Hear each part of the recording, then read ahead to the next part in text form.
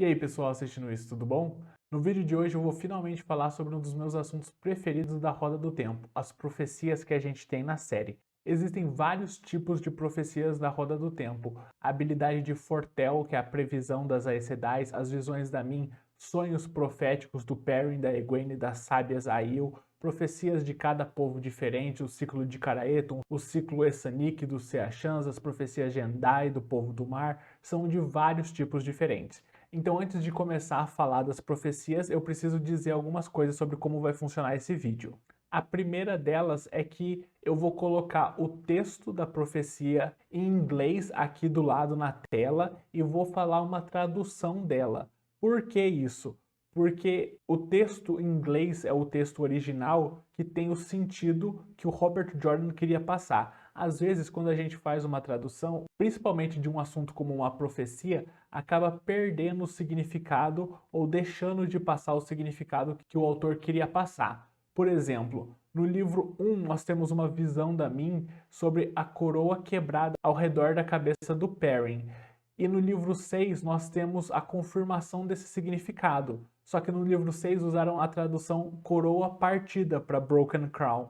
E aí então fica difícil conectar as duas coisas, se trata da mesma coisa. E se trata da mesma coisa. A coroa quebrada que a Min vê ao redor do Perrin no livro 1, o significado fica explícito no livro 6. Mas a gente pode acabar perdendo esse significado por conta de uma tradução. Então eu vou deixar o texto original na tela e aí eu vou fazer uma tradução, mas se vocês discordarem do sentido que eu estou passando, por favor, deixem nos comentários, ok? E a segunda coisa que eu tenho para dizer antes de começar é que tem muitas profecias repetidas e muitas profecias genéricas na Roda do Tempo também. Como assim? Por exemplo, sobre a queda da Pedra de Tear, tem no ciclo de Caraeton, tem nas profecias dos Aiel, tem nas profecias do povo do mar. Então, se eu fosse falar toda vez que aparece a mesma profecia, ia ficar muito repetitivo esse vídeo. E além dessas profecias repetidas, também tem as profecias genéricas, né? O ciclo de Caraeton é profissional nisso. Tem várias profecias que podem ser resumidas como: o dragão vai renascer e o mundo vai sofrer. É claro que a profecia fala isso de um jeito mais elaborado, né? Mais bonito. Mas o significado delas, e são várias assim também, é praticamente o mesmo, de que o dragão vai renascer e o mundo vai sofrer, sabe? Então eu vou pular essas também. Nesse vídeo, então, como que ele vai funcionar? Eu vou começar com as profecias sobre o nascimento do dragão renascido e terminar com as profecias sobre a última batalha. Eu não vou dar spoilers de coisas ou significados de profecias para além do livro 6, mas eu vou discutir algumas coisas no final do vídeo sobre as profecias que se referem ao pós-última batalha. Tem 3 profecias de tipos diferentes que são muito semelhantes, que é o que eu quero tratar no final desse vídeo.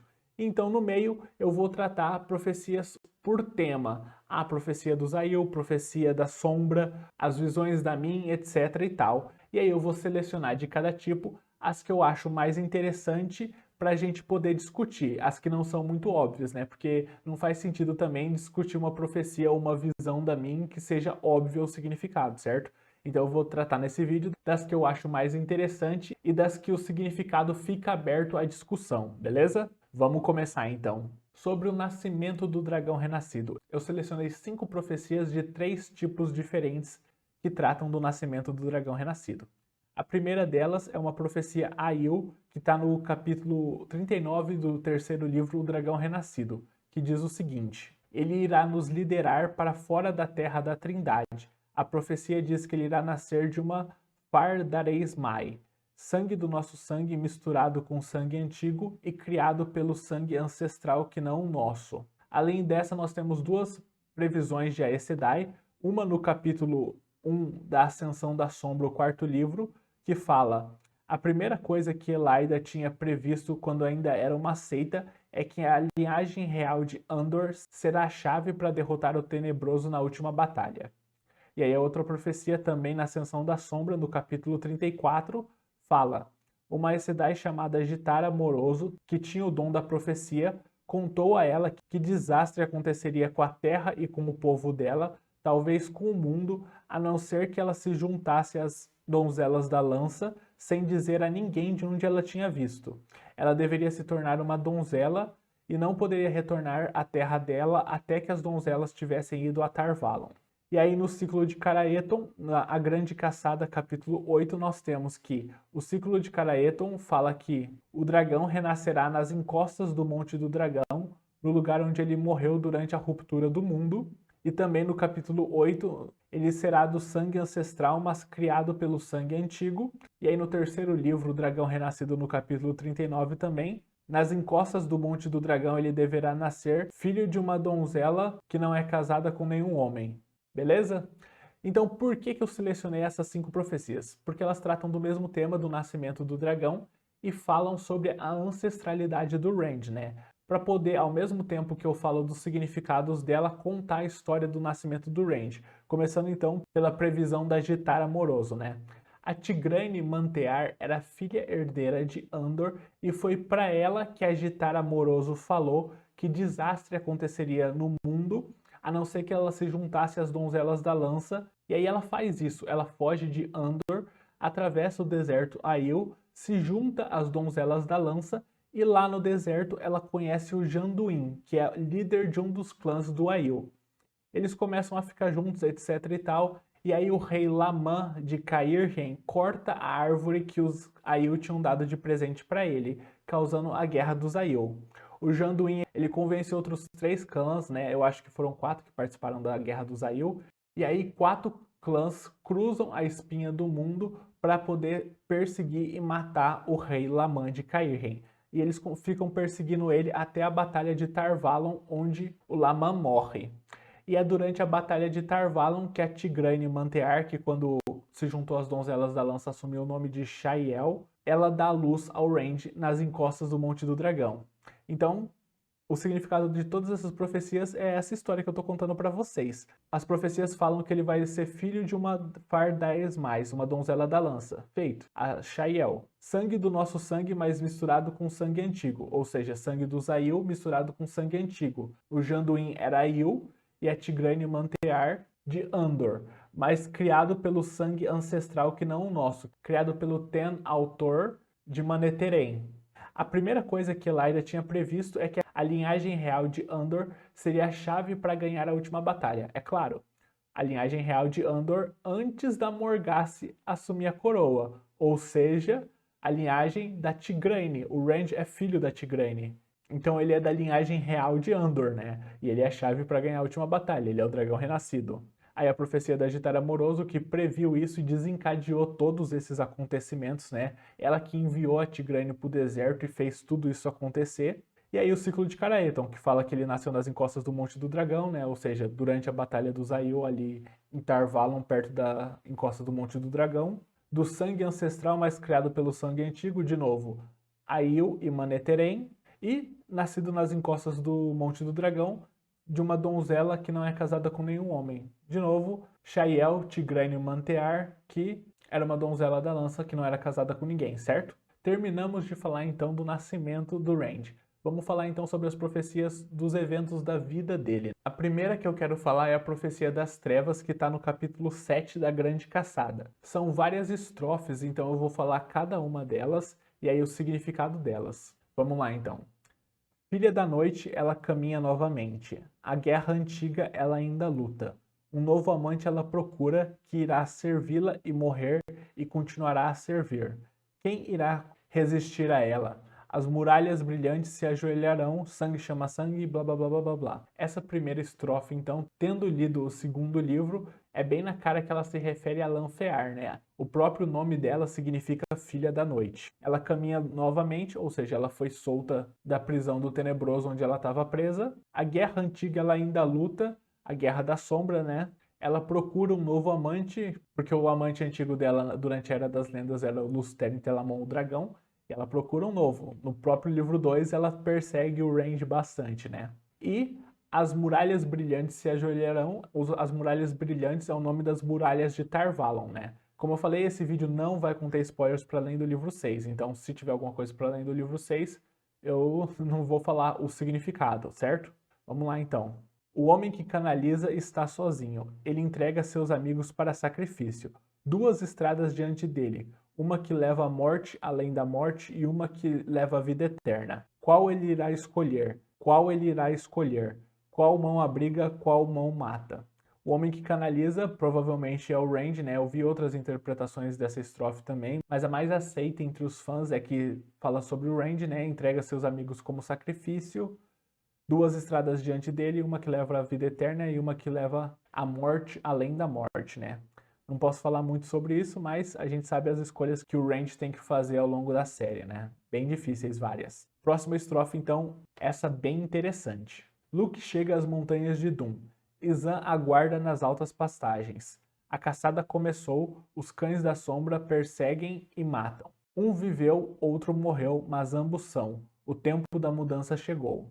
Luke e Isan. Esse ou esses são personagens muito interessantes, né? O Luke a gente conhece no livro 4, o Lord Luke em Dois Rios. O Isan, ele é mencionado pela primeira vez no primeiro livro. Ele é o primo do Len, que desapareceu depois da queda de Malkier.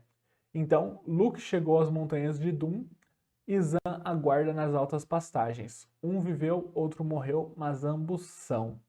No livro 4, nós conhecemos o Luke e o Isan pessoalmente pela primeira vez. A gente conhece o Luke no mundo físico, causando confusão em Dois Rios. E o Isan a gente conhece em Tel'aran'rhiod Road, lutando contra o Perrin e matando lobos, como o matador, né?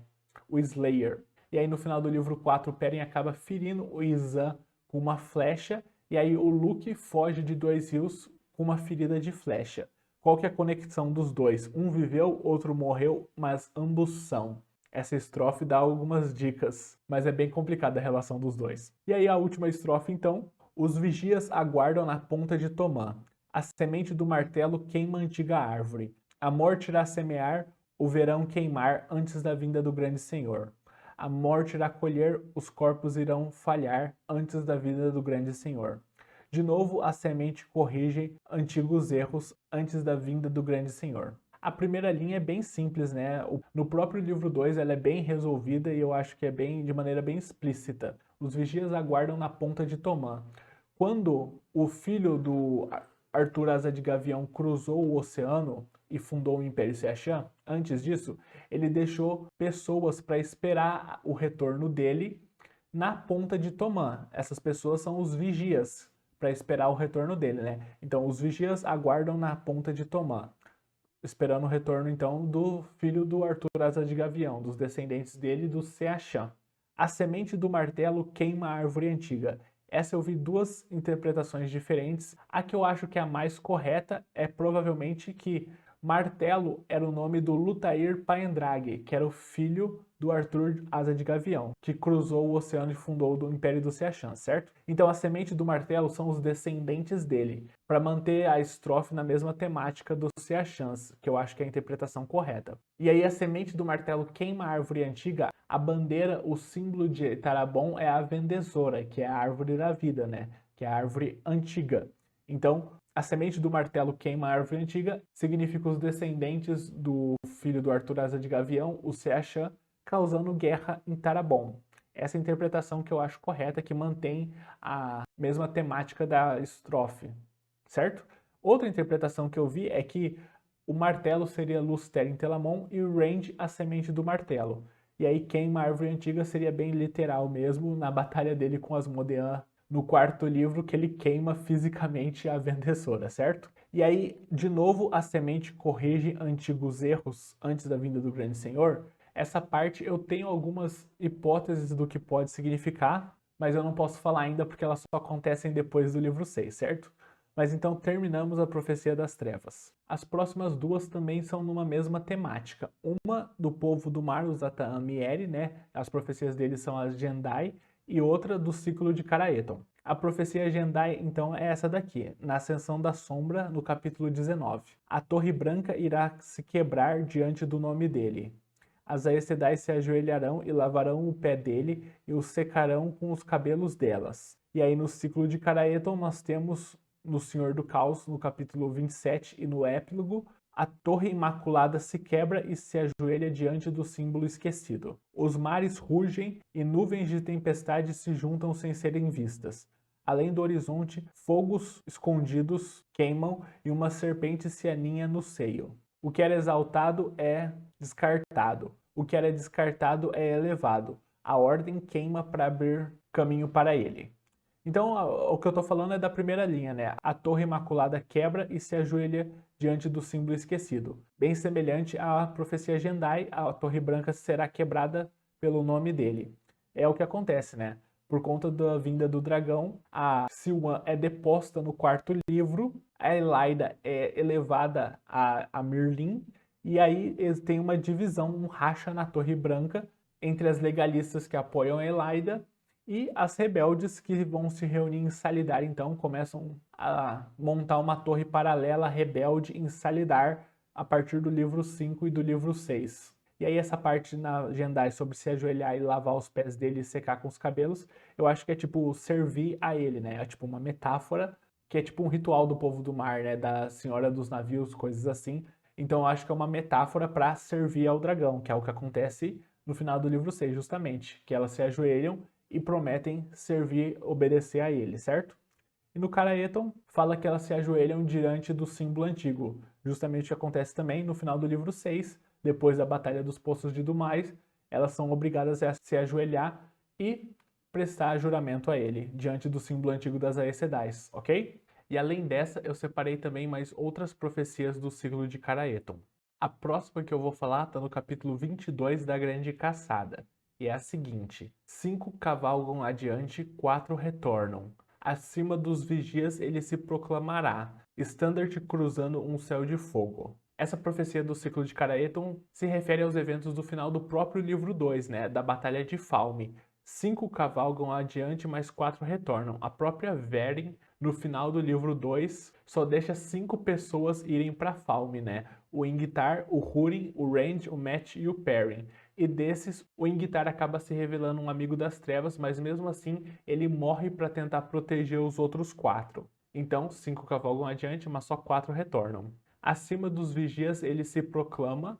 Os vigias, eu já falei quando eu estava falando da profecia das trevas, são um grupo de pessoas que o filho do Arthur Asa de Gavião deixou na ponta de Tomã para esperar o retorno dele quando ele cruzou o oceano. E acima deles o dragão se proclama. Por quê? Porque na Batalha de Falme, o Rand enfrenta o Baal Zamun e todas as pessoas na cidade de Falme conseguem ver essa batalha nos céus da cidade, né? Todas as pessoas da cidade conseguem ver o Rand enfrentando o Baal Zamun no céu de Falme. Então, acima dos vigias ele se proclamará, Standard cruzando um céu de fogo, né? Dessa batalha entre o Rand e o Baal Zamun nos céus de Falme, certo? As duas próximas do ciclo de Caraeton estão no capítulo 26 da Grande Caçada. A primeira delas fala o seguinte: por 2 e 2 vezes ele será marcado, 2 vezes para viver e 2 vezes para morrer. Uma vez a garça para marcar o seu caminho, a segunda vez a garça para proclamá-lo verdadeiro. Uma vez o dragão pela lembrança do que foi perdido, a segunda vez o dragão pelo preço que ele deve pagar. A primeira vez a garça para colocá-lo no caminho é num dos sonhos do Range que o Baal Zamun ataca o sonho dele e o Baal Zamun esquenta a espada da marca da garça do Range e acaba ficando marcada uma das palmas da mão dele.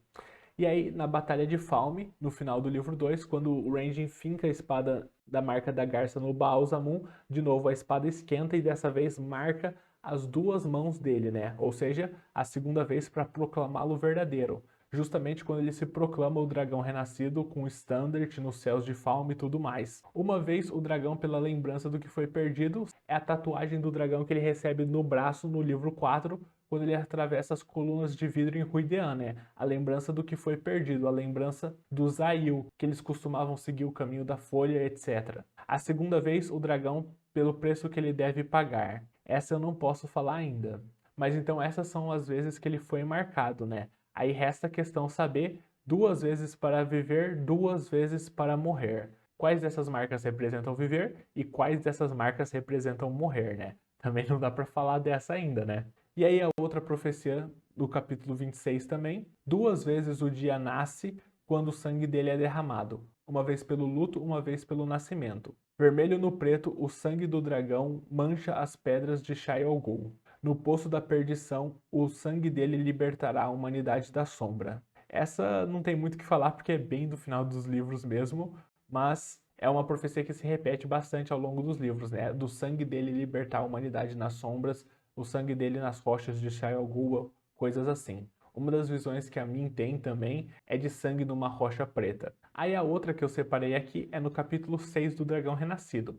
A Moiraine tá falando sobre trechos das profecias do dragão. Então, tipo, não são trechos exatos. Ela tá comentando de coisas que existem no ciclo de Caraeton nas profecias do dragão, certo? O que significa dizer que ele vai matar o povo dele com a espada da paz e destruí-los com a folha. O que significa dizer que ele vai prender as 9 luas para servi-lo. Que feridas da loucura e cortes da esperança ele curou. Que correntes ele quebrou e quem ele colocou em correntes. Matar o povo dele com a espada da paz e destruí-lo com a folha. Destruí-lo com a folha é quando ele revela a história dos Aiel para o povo dele, né? Que eles costumavam seguir o caminho da folha e isso destrói os Aiel como eles existem. Sobre prender as 9 luas para servi-lo, eu relembro a vocês que no livro 2 é mencionado que em Seandar, a capital do Império do Seachan, é onde se localiza a Corte das 9 Luas. Então, prender as 9 luas para servi-lo, talvez alguma coisa relacionada aos Seachans, né? E aí que correntes ele quebrou e quem ele colocou em correntes. Na minha opinião, é o Asmodean, né? No final do livro 4 ele corta literalmente as amarras do Asmodean com o Tenebroso e faz o Asmodean ensiná-lo, faz o Asmodean servi-lo, né? Colocou ele em correntes metafóricas. Prendeu o Asmodean a ele. O destino do Asmodean ficou preso ao destino do Rand, certo? E aí na Ascensão da Sombra, no capítulo 6, nós temos a seguinte profecia. Poder da sombra toma carne humana, enfraquecido pro tumulto, conflito e ruína. O renascido, marcado e sangrando, dança com a espada em meio aos sonhos e névoa, acorrenta o jurado ao sombra à sua vontade, da cidade perdida e abandonada, ele lidera as lanças para a guerra mais uma vez, quebrando as lanças e fazendo-as ver verdades há muito escondidas no antigo sonho. Poder da sombra que toma carne humana tem várias interpretações. Eu acho, na minha opinião, que se refere ao Shadar Hayran, né? A mão do tenebroso, que aparece pela primeira vez no livro 6, embora no próprio livro 1 e no livro 3 nós temos um protótipo do Shaidan Haran, né? Mas ele é literalmente o poder da sombra tomando uma aparência humana, de Myrddraal, mas os Myrddraais se parecem com humanos, né? O renascido, marcado e sangrando, dança com a espada em meio aos sonhos e névoa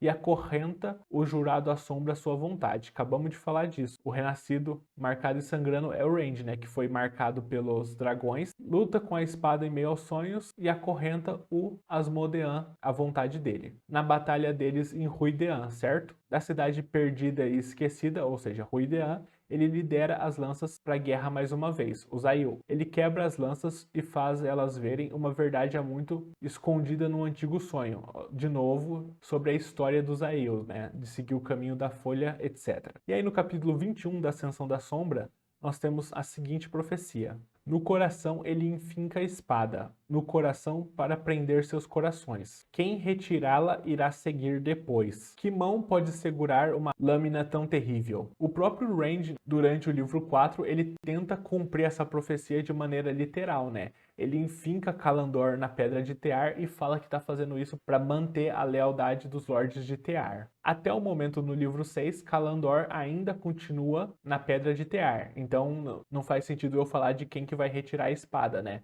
Mas que vai seguir depois. Mas eu acho interessante a gente pensar outras interpretações para essa profecia, né? Que eu não gosto muito de interpretações literais, nem quando você tenta forçar alguma coisa a acontecer. Tipo, no livro 1, o Logain chamou os seguidores dele de povo do dragão, mas não era o povo do dragão de verdade, né? Tipo, era ele tentando forçar uma profecia a acontecer, que eu acho que é o que o Rand tentou fazer aqui, e por isso que eu não gosto de seguir essa interpretação. Eu prefiro quando acontece sem que a gente veja. Então, sobre enfiar a espada no coração para conquistar seus corações, eu penso em duas ocasiões, né? Na luta com o Baalzamon nos céus de Falme, ele enfinca a espada com a marca da garça no Baalzamon e conquista os corações das pessoas de Falme que vêm à luta. Eu não sei se ele enfiou realmente no coração do Baalzamon nessa parte, mas no livro 3, na Batalha da Pedra de Tear, de novo ele enfinca uma espada no Baalzamon, dessa vez ele enfinca Kalandor no peito do Baalzamon, enquanto eles estavam lutando em Tel'aran'rhiod, e quando ele volta para o mundo físico, os Aiel conquistaram a pedra. E a câmara onde fica Kalandor é chamada de o coração da pedra de Tear. Então pode ter sido esse o coração que ele prendeu, que conquistou, né? Ou pode ter sido o coração dos Lords de Tear, ou o coração dos próprios Aiel, enfim. Eu acho interessante a gente pensar outras interpretações diferentes da interpretação que o Randy tenta forçar a acontecer. Mas é isso, então. Agora eu vou falar de algumas das visões da Min. Primeiro, algumas coisas interessantes sobre as visões da Min. O Robert Jordan falou que todas as visões da Min são sempre sobre o futuro, certo? Por que eu falo isso? Porque as primeiras visões da Min que a gente tem no Olho do Mundo no capítulo 15 são, por exemplo, a visão que ela tem sobre o Tom é um homem que não é ele fazendo malabarismo com fogo e a Torre Branca. Lendo o primeiro livro, eu pensei, cara, isso é óbvio, é o sobrinho dele, Oren, que canalizava e foi amansado pela Torre Branca.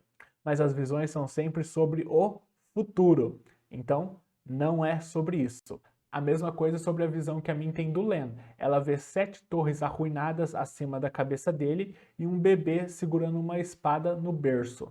Eu pensei que o bebê fosse o próprio Len, porque é o que contam sobre a história dele no final do primeiro livro, né? Sobre a queda de Malkier e que colocaram a espada dos reis de Malkier na mão dele quando ele ainda estava no berço.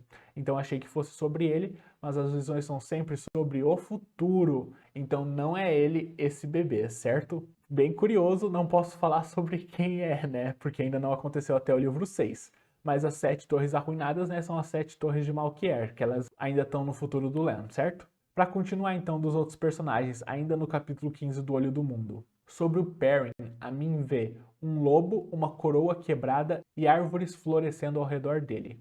O lobo é óbvio, né? Ele é um irmão dos lobos. E a coroa quebrada, que eu falei no começo desse vídeo? No 6º livro, o significado dela é deixado bem claro pra gente. A coroa quebrada é o símbolo de soberania de Saldaea.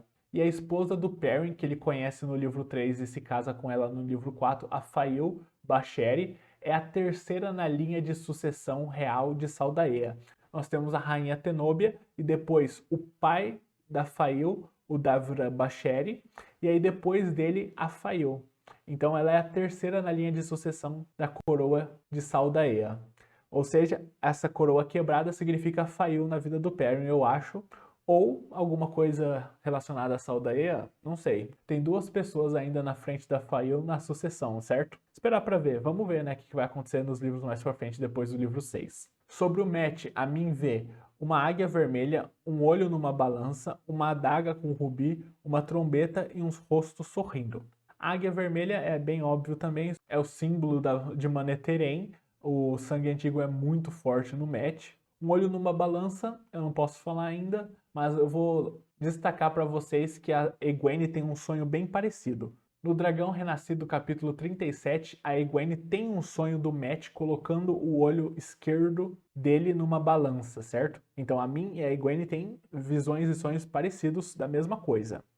Interessante. Ainda não aconteceu no livro 6, mas interessante notar. Uma adaga com rubi, super óbvio, né, gente? É a adaga que ele rouba de Shadar Logoth. Uma trombeta também é bem óbvio, é a trombeta de Valéria que ele toca no final do livro 2. E um rosto sorrindo, eu vi várias coisas diferentes sobre essa, mas eu não posso entrar em detalhes ainda também. Sobre o Randy, a Min vê uma espada que não é espada, uma coroa dourada de louros, um cajado de mendigo, ele derramando água na areia, uma mão sangrando e ferro tão quente que tá branco, 3 mulheres diante de uma pira funerária com ele dentro, rocha preta com sangue, relâmpagos ao redor dele, alguns atingindo ele, outros saindo dele, certo? Então, uma espada que não é espada, super óbvio, Kalandor, que é uma espada que não é espada porque é um sangreal, ok? Uma coroa dourada de louros é a descrição da coroa de Illian. Eu não preciso falar mais nada, né? Ainda não aconteceu até o livro 6, mas é literalmente a descrição da coroa de Illian. Um cajado de mendigo, eu não posso falar ainda porque não aconteceu, na interpretação que eu tenho, né? Mas se vocês tiverem alguma que já aconteceu, por favor, deixem nos comentários. Ele derramando água na areia, acontece no livro 4, né? Ele faz chover no deserto Aiel, quando os Aiel estão reunidos para ouvir ele em Alcair-Dar. Uma mão sangrando e ferro tão quente que tá branco. Ferro que tão quente que tá branco me lembra a descrição de fogo devastador, não sei vocês. Essa é a interpretação que eu gosto mais, sabe? Fogo devastador. A mão sangrando, não posso falar ainda também. Sobre as 3 mulheres diante da pira funerária dele, eu vou falar no final desse vídeo. E aí então, para terminar, relâmpagos ao redor dele, alguns atingindo ele, outros saindo dele. Para mim isso é o uso do poder único, tanto sendo usado por ele quanto contra ele, né? Relâmpagos saindo dele e atingindo ele, ok? A próxima coisa que eu anotei de interessante das visões da Min está no capítulo 48 da Grande Caçada, que fala que a Min só tem visão das pessoas se elas estiverem conscientes. Eu achei interessante anotar isso. No capítulo 6 do Dragão Renascido, nós temos outra coisa interessante, que a Min fala que ela nunca tem visões de Ogiers, só de humanos. Achei curioso, eu tenho uma teoria sobre isso, mas eu não posso falar por enquanto. Também muita coisa que eu não posso falar por enquanto, mas eu achei que vale a pena destacar, certo? E aí no próprio capítulo 6 do Dragão Renascido, ela tem visões sobre o Perrin. Um homem Aiel numa gaiola, um Tuathaan com uma espada, um falcão e um gavião no ombro dele, ambas mulheres. O Aiel numa gaiola é o Gaul. No próprio livro 3, o Perrin liberta o Gaul de uma gaiola. Tuathaan com uma espada é o Aran, que pega uma espada no livro 4 para ajudar a defender 2 rios dos Trollocs. E o Falcão e o Gavião no ombro dele, a Egwene também tem o sonho com o Falcão e Gavião no ombro dele. Como eu falei no próprio começo do vídeo, tem várias profecias que se interpõem, sabe? A mesma profecia de tipos diferentes, mas o mesmo conteúdo da profecia. E Falcão e Gavião no ombro do Perrin é um deles, que tanto está nas visões da Min quanto nos sonhos da Egwene. E o significado do falcão é a Fail, que literalmente o nome dela significa falcão, e gavião é a Bereline, porque a bandeira de Maine é um gavião dourado voando, certo? As duas no ombro dele e as duas mulheres. No livro 4, a Min tem várias visões sobre pessoas que vão ser feridas, guardiões e Aes Sedai que vão morrer. E o significado acontece no próprio livro 4 também, é bem óbvio. É a rebelião da torre, né? Vários guardiões e Aes Sedai morrem tentando libertar a Siuan quando Ellaida dá o golpe. No livro 5, eu anotei uma aqui interessante sobre o Garrett Byrne, que a Min viu um touro arrancando rosas do pescoço dele. A casa do Garrett Byrne, o símbolo delas é um touro com rosas ao redor do pescoço, para simbolizar a lealdade dele à coroa de Andor, a família Trancard, da Morgase e da Elaine. Então essa visão de um touro arrancando as rosas ao redor do pescoço significa ele rompendo laços com Andor, né? A Morgase, sobre compulsão do Ravin no livro 5, expulsa o Garrett Byrne, e aí depois que o Garrett Byrne persegue a Siuan até Salidar, ele rompe de vez os laços dele com Andor e assume a tarefa de recrutar um exército para as Aes Sedai rebeldes. E aí outra visão que ela tem é do Garrett Byrne e da Siuan, no próprio capítulo 28 das Chamas do Paraíso, que ela fala o seguinte: se ele estiver perto de você, você vai viver. Se ele ficar muito longe, por muito tempo, você vai morrer. Vocês dois. Então ela tem essa visão de que um vai ter que ficar perto do outro para ambos viverem. Se os dois se afastarem por muito tempo, os dois vão morrer. Por enquanto ainda estão vivos, tomara que continuem perto um do outro, porque eu gosto dos dois. Aí no livro 6, a Min tem várias visões sobre os poços de Dumai, várias visões de Aes Sedai que vão machucar o Range, que o poder único vai ser usado como uma arma, uma áurea roxa, amarela e marrom, que significa violência, várias visões ao longo do livro falando dos poços de Dumai. Eu separei só uma aqui do Senhor do Caos, do capítulo 46, que é sobre o Perrin e o Range, que ela fala que o Range vai precisar do Perrin 2 vezes, senão um desastre vai acontecer. Uma das vezes acontece no próprio livro 6, que é os Poços de Dumai, como eu tô falando, né?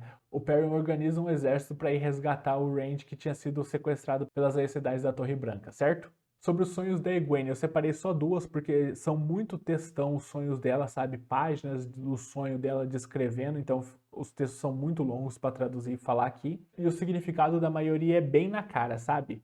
Por exemplo, um dos que eu separei aqui é homens e mulheres fugindo de uma prisão e colocando coroas. Significado super óbvio, os abandonados, né? Fugindo da prisão e se coroando reis de países ao redor do mundo, né?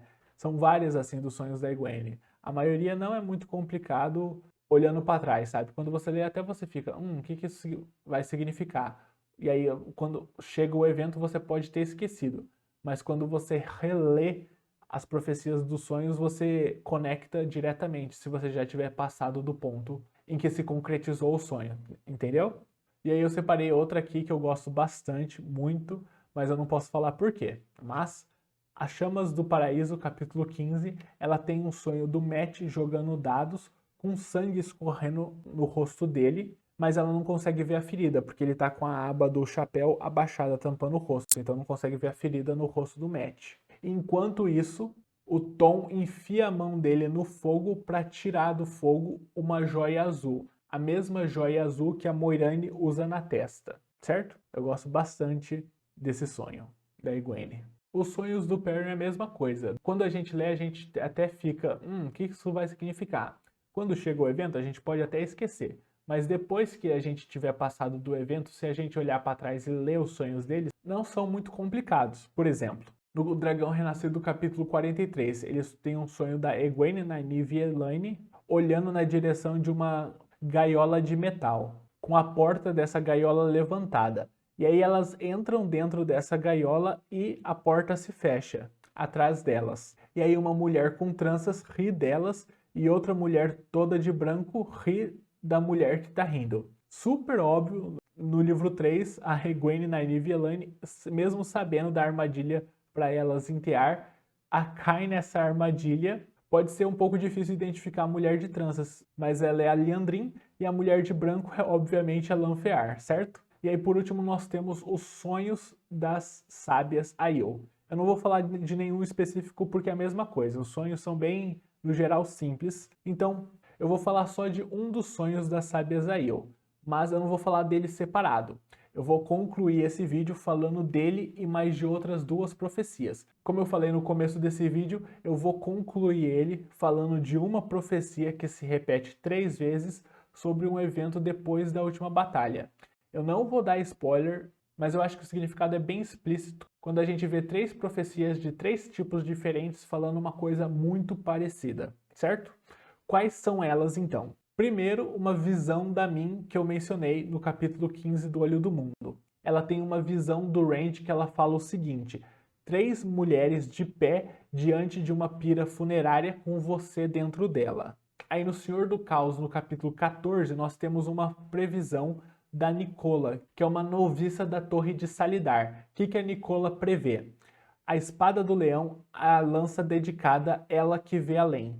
As 3 em um barco com ele que morreu, mas ainda vive. A última batalha concluída, mas o mundo não concluiu com as batalhas. A terra dividida pelo retorno e os guardiões servem de balanço para as servas. O futuro se equilibra na ponta de uma lâmina. E aí, sobre o sonho das sábias, então, no capítulo 19 do Senhor do Caos, ela tem o seguinte: a Melanie e a Bair tiveram um sonho com você num barco com 3 mulheres cujas faces elas não podiam ver, com uma escala balançando de um lado para o outro. Então, como eu falei, 3 profecias bem parecidas do mesmo assunto. 3 pessoas diante de uma pira funerária do Rand ou num barco com o Rand, certo? As 3 pessoas são óbvias, na previsão da Nicola se tornam mais óbvias ainda, né? A espada do leão, a lança dedicada e ela que vem além. A espada do leão, Elaine, né? Filha herdeira de Andor, cuja bandeira do país tem um leão. A lança dedicada, a Viendra. A Hill, bem óbvio. Ela que vê além. A Min, certo? As 3 num barco com ele que morreu, mas ainda vive. E aí, na visão da Min, 3 mulheres diante de uma pira funerária com ele dentro. No sonho das sábias de novo, sonhou com o Rand num barco com 3 mulheres, certo? Então, o mesmo assunto, o Rand e 3 mulheres num barco ou numa pira funerária. Para além de identificar as 3 mulheres, eu não posso falar sobre o significado, né? Por óbvio. Mas eu vou comentar então o resto da previsão da Nicola. A última batalha concluída, mas o mundo não concluiu com batalhas. Ou seja, depois da última batalha, o mundo ainda não concluiu com batalhas, né? A Terra dividida pelo retorno. Os Seachans chamam a volta deles para o continente onde a história acontece de o retorno, né? Desde o livro 2 eles usam esse termo. A Terra dividida pelo retorno. Os guardiões servem de balanço para as servas. O nome que o Rand deu para os homens que ele recrutou para a Torre Negra é Ashamen, que ele traduz como guardiões. As Aes Sedais da Torre Branca significa literalmente servas de todos, ou seja, os guardiões balanceiam as servas, ou servem de balanço para servas. O futuro balança na ponta de uma lâmina, ou seja, muita incerteza ainda para o futuro, muita coisa para a gente esperar para ver nos próximos livros. Eu espero que vocês tenham gostado desse vídeo. Tem muitas profecias na roda do tempo, mas como eu falei, eu não posso falar todas ainda, mas das que eu posso falar, eu espero que vocês tenham gostado. Então, deixe nos comentários se vocês concordam ou discordam, se tinha algum significado que vocês não tinham pego, se alguma dessas profecias que eu falei vocês tinham pensado outro significado quando estavam lendo. Se tem alguma das que eu falei que você discorda do significado e qual você acha que seja o significado verdadeiro, eu vou deixar nos comentários a minha planilha para vocês verem sobre todos os tipos de profecia. Se tem alguma que eu não falei, mas que você gosta e que você queira compartilhar a sua interpretação, o que você acha que significa, deixa nos comentários também. Enfim, muito obrigado por assistirem e até o próximo!